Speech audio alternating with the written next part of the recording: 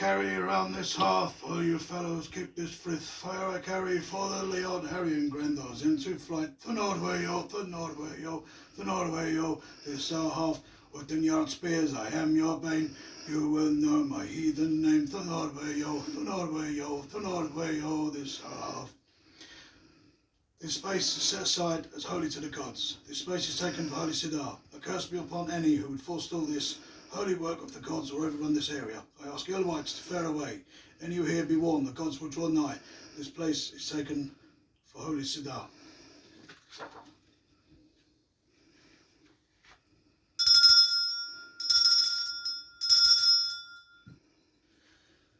Now this place has been blessed. I ask the gods, Kiddinas, wights, forebears to join me this Holy Sidar.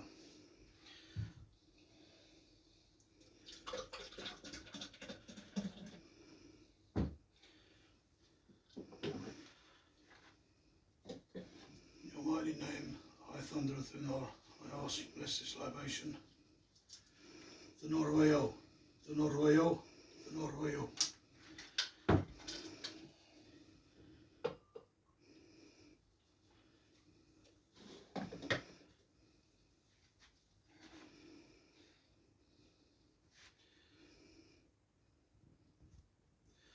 West through Halvorden, I leave this os.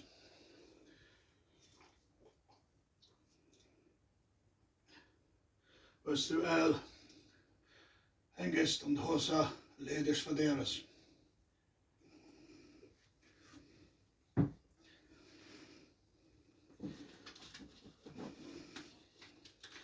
Welcome to Alkis Hearth Bloat. Unfortunately, due to the current conditions, having to perform Wilford Sidder from my home.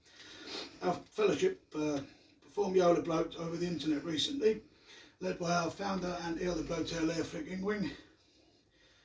Joined by members of our Alkis Hearth London, Uiste Hearth Somerset, Akinias Hearth Mercia, and other fellowship members across the country and internationally.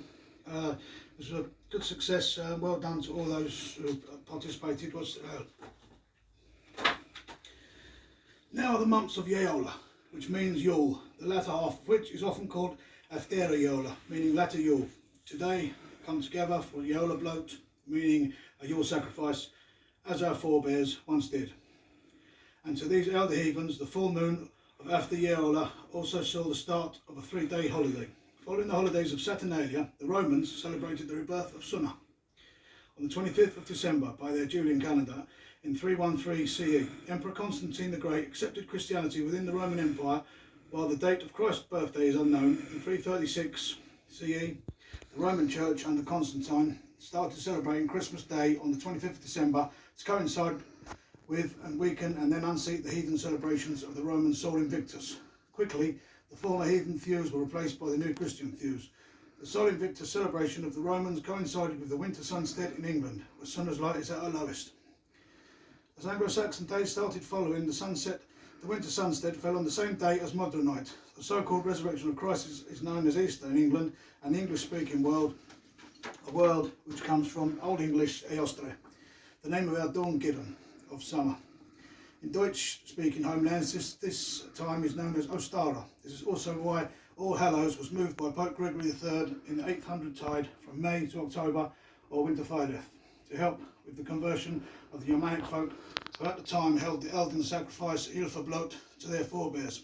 In the Heimskringla, Hakon the Good is known as Adalstein Fostra, because he was foster son of King Athelstan of England, the grandson of Alfred the Great, who formed England into one kingdom. After the Battle of Brunanburg, where the English bested the combined armies of the Scots, Welsh, Gaels, Norse and Danes, when Hakon the Good went back to Norway, he was confirmed Christian, brought up in the ways of Germanic Christianity in England and knowledgeable of the ways in which Christianity unseated heathendom in English courts, and therefore gradually along our homeland. Norway at this time was still heathen, and so Hakon practiced Christianity in secret. He had it made in law that the Yule celebration was to take stead at the same time as is the Thew of the Christians. And at the time, everyone was to have ale for the celebration from a measure of grain, or else pay fines, and everyone had to keep the holidays. While the ale lasted, before that, Yule was celebrated on Midwinter night, and for the duration of 3 nights, Midwinter night midwinter night here is different to the astronomical midwinter sunset of Ariola. It is instead the midwinter of the begoing of Mona, that being the third of the 6 full moons of winter, which is the Afteriola. Hakon the Good was raised in England, and the Heimskringla shows how heathendom was unseated in Germanic lands by the new faith. Therefore, we in Anglican Funcidar rightly hold geolablot in Afteriola. Blood of my blood, bone of my bone. I am bound to the Ingerfolk, I am bound to these lands, and to our gods. I am proud to be heathen.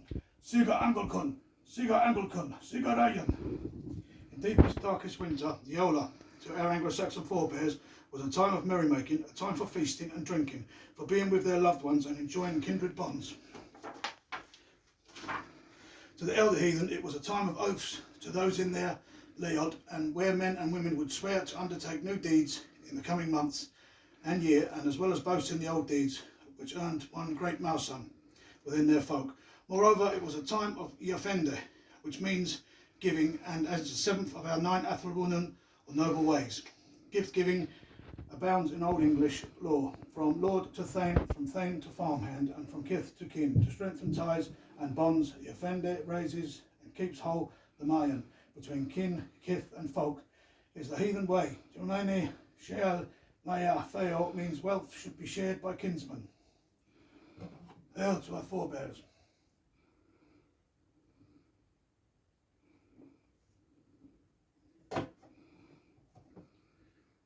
Of all the high ones who can be called Walchen Fadir, it is Tuer, Woden, and Wuldor who stand out most as Walchen Fadir.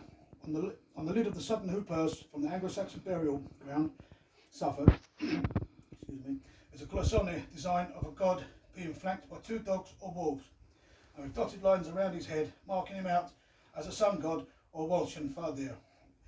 The find has been linked to Tuer, Wuldor, or Woden in their own right. We know from northern Germanic lore, we know that long ago the high gods became worried about the growing size and strength of Fenris, the great wolf, who once made home in Ostjarth. The gods sought to bind him so that he could no longer threaten their home, failing twice to fetter Fenris. The gods gained the help of the dwarves, who made a stronger fetter. Fenris agreed to the attempted third binding, so long as one of the gods stepped forth to put their hand in his mouth. Of all the gods, Tuer alone was steadfast enough to do this. Fenris, unable to free himself of this fetter, bit off the sword hand of Tuer in revenge. Tuer, the god of oaths, held firm to his word and to the defence of his leod, and so knowingly gave up his sword arm for his folk. Many rightly see Tuer as Arwalda of the Esir, and it was because of the great wolf took his arm, he could no longer lead the Esir, and so another Os took his seat. Walchen Feader, Tuer, Alwalda, and one-handed, fearless and bold, Tuisku's father, at Yule we give hail to you. Now follows a bead the prayer to Tuer. Lord God, whole abide, Thing God, strong King, you fed the wolf when others would not. You took his troth, and tide was he. Your hand he took when you bound the outlaws, so the one-handed God they call you. Tuer, you are a symbol, you hold troth well, never do you mislead victory. Symbol to many, loyal leader, on paths those whom right hold dear. Your hand we call on for truth, for law, and what's for great deeds and mighty words for people. Praise your temple and praise your mighty name. Victory, Lord, truth, Father, one-handed God, Lord God, deem good our deeds, deem just our words, deem just our warriors. Hail Tuer.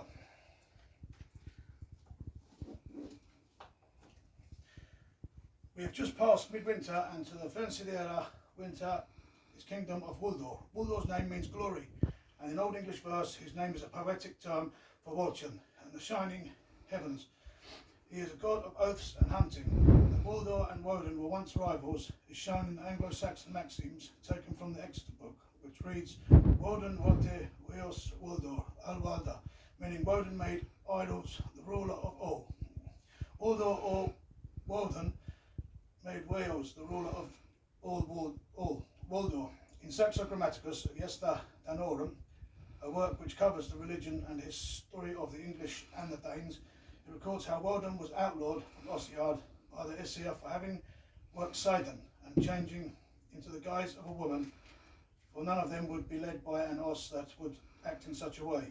In his stead, the Æsir chose Uldor to be Alwalda in Osiard for 9 years. Uldor was Alwalda of the Æsir in Osiard, Walchen, Ferdir, Uldor, Alwalda and Hunter, Shining High One, Waldres, Welde and Uldor Ferdir, at you we give hail to you. There follows a bead to Uldor. Uldor, glory of the wild places and the forests, deer slayer, master of the forest beasts, winter king, lord of skiing, mighty archer and stalker, you who hear our oaths so keenly, who pushes us beyond our self-defined limits. Help us to honour you with our deeds and dedication. Fill me with your wild spirit and exhilaration for the hunt. Help me to attune to the natural world imbued with your spirit. Hail Uldor!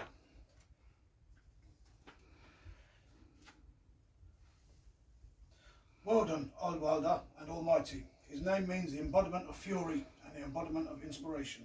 A fitting name for a god of war and poetry. Woden is far-wandering god, a knowledge seeker, a leech and a lawkeeper. The 9 herbs charm reads, these 9 spikes against 9 poisons. A worm came crawling. He tore a man apart. Then Woden took up 9 Buldotanas, struck the adder, then so flew it apart into 9.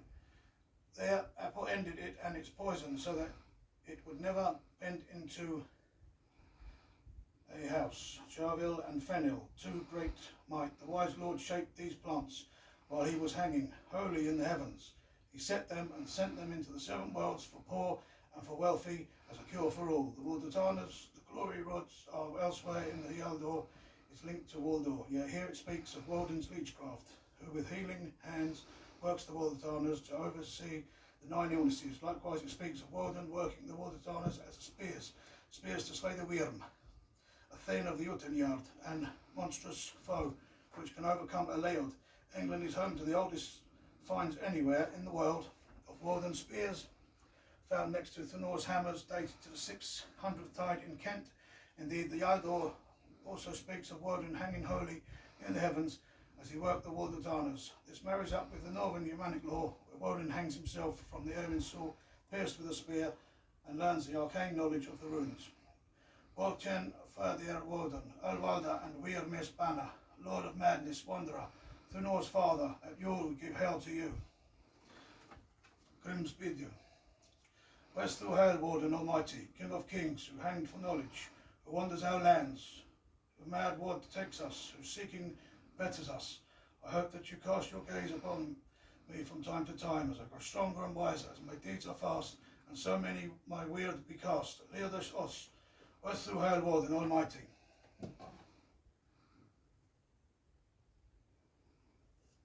Hail Woden.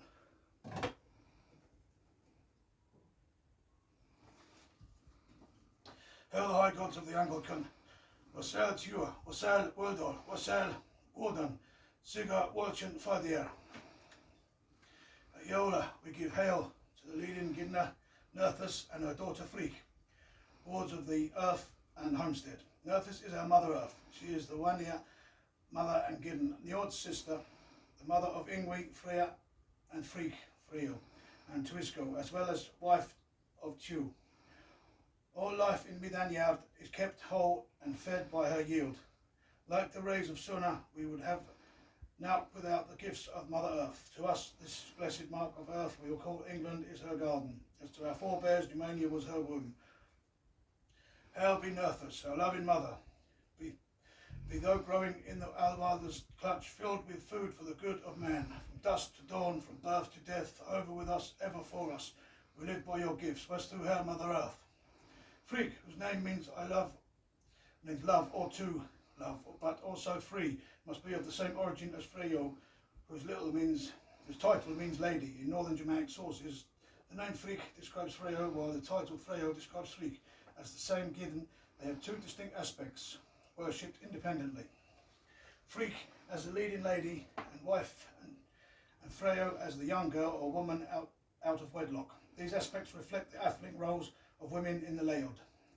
The Gentis Langobardorum reads Ambri and Assi, that it was the leaders of the Vandals, asked Warden to give victory over the Winnilis. Warden answered, saying, "Thus I shall give victory to those whom I first see at sunrise at that time."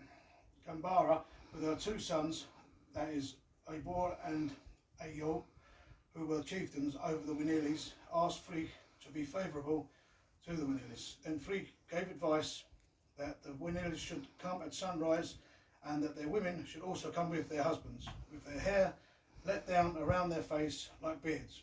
When it became light, the sun up was rising. Frigg turned Woden's bed, putting his face towards the east, and woke him. Looking at them, he saw the Winnilis and said, "Who are these long-bearded ones?" And Frigg said to Woden, "Since you have given them a name, give them also the victory." And he gave them the victory so that they would defend themselves according to this plan and gain victory. Since that time, the Winnilis were called the Lombards. The god law of how the Lombards came to be known smacks of the hold that women have over men. Even Warden, the Old Warder, and geolablot of the Asir, who learned the arcane knowledge of the runes, following his hanging on the Irminsul, is subject to the influence that his wife Frigg has over him. Frigg is the Gideon of the house and ward of the kindred's wealth. This is seen in the aforesaid god law of it. For it was in the house where Warden and Frigg lived that Frigg was able to trick Warden and steer the course of Weird for the Lombards. Indeed, it is Frigg who is thought to be strongly linked to Weird, as she is a Spearwirfe, excuse my pronunciation, a Veleda, a Cirrus, and a Volva, who practices the otherworldly one-year power of Sidon.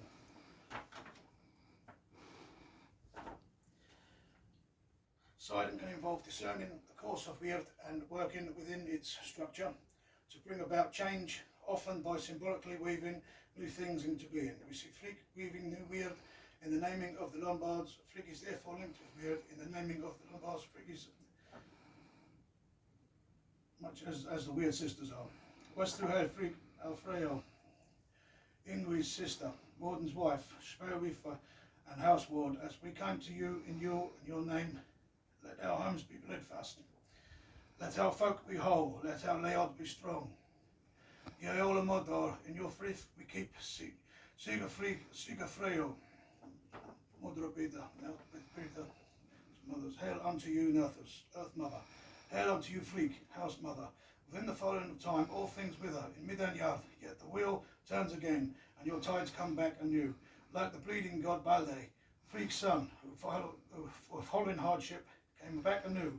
I beseech you, heathen mothers, with our Vansidar and gifts, let our forebears never be short of good cheer and fellowship. May they always be here where the mead is and the food is at its best, though having gone forth Farron from Midanyard, let the great halls now keep them ever. Let them be with their loved ones and the many names who come before them, ready to welcome us after we too have gone. Our mothers and of the folk, I ask this of you. Hail unto you, Frigg, House Mother. Hail unto you, Nerthus, Earth Mother. Now let's say a beat to Ingwi. Hail Ingwi, Lord of the field we sow and reap, Lord of the beasts whose life sustain our own, Lord of the elves of the green meads and wild woods of Ilfar. We thank you for the gifts of the earth, who cares for us as we care for her. We thank you for the needs of the body, the cravings that drive us ever towards life. Hail to Ingwi, granter of good fair-faced one ear, whose hand we see in the growing world. Let's hail. Seth Hela Yeola Godas Weird, beautiful Ered. It is no small truth to relay how we here now and our feeble friends further afield are a small few who have unshackled themselves from the tyranny of the Utanyard and who have seen through the lies of Grendels. We here, in antithesis to more than 1,000 tides of church persecution, have heralded the call of the gods to the heathen awakening. Each of us is a pathfinder to the true ways of the Anglican. May the true Anglican rise from their slumber. May we learn from our treasured past. May we hear the awakening by earth and blood, sea and bone. May we, Saxons, rise again for our own.